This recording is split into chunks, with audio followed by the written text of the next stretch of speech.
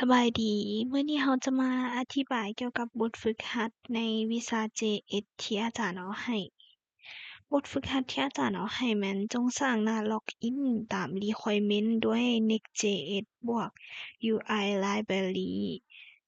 UI Library ที่เราได้ก็จะคือMaterial UI หรือว่า MUI นั่นเอง อันนี้เราก็จะมาเบิ่งหน้าล็อกอินของเรา อันนี้คือหน้าล็อกอินของเราก็จะมาลองเทสระบบกันเลย เราจะกรอกอีเมลเข้าไปเลย ตามด้วยพาสเวิร์ด ตัวนี้เป็นอีเมลกับพาสเวิร์ดที่ถูกแล้วเนาะ ถ้าอีเมลกับพาสเวิร์ดถูกมันก็จะเด้งมาหน้าแดชบอร์ดแบบนี้เลย ต่อไปเราจะมาลองตัว forgot password เราก็จะกรอกอีเมลที่เรามีแล้วก็ลองใส่รหัสที่เราผิดเนาะ กรณีที่เราลืมรหัสผ่าน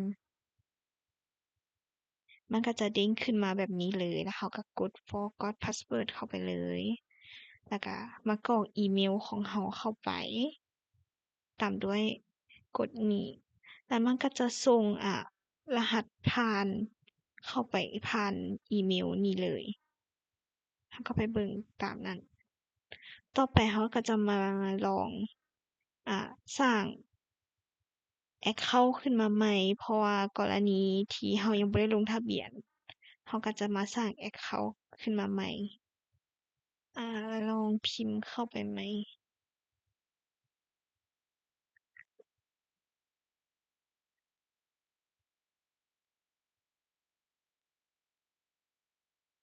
ตามด้วยพาสเวิร์ด